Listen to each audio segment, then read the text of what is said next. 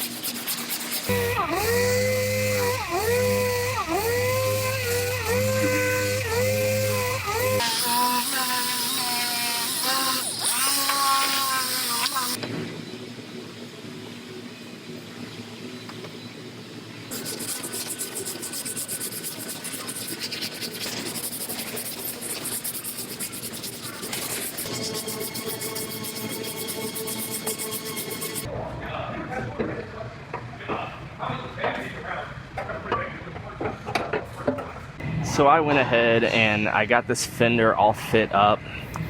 My gaps all look nice and even.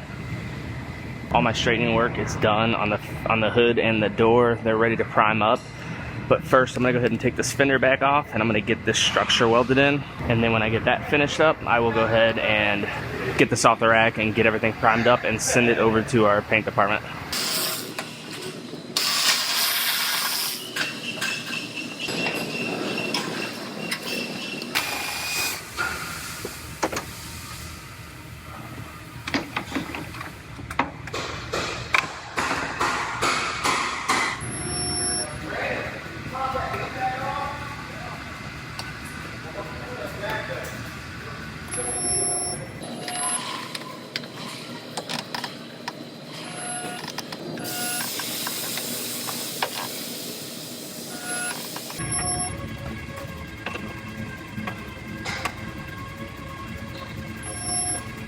So as I'm welding this structure on, there's 3 different types of welds they're having me use. They're having me use the resistance spot welder, which is what you just saw. There was a couple MIG welds I had to do, and now I have these 2 slots here. They actually want that welded silicon bronze. The reason being is this piece is going to be an ultra high strength steel piece, and if you put too much heat to it, it will actually hurt the integrity of the part and weaken it. So, and using silicon bronze is a colder weld. So right here and right here, I'm gonna go ahead and weld those 2 up. I have our SP2.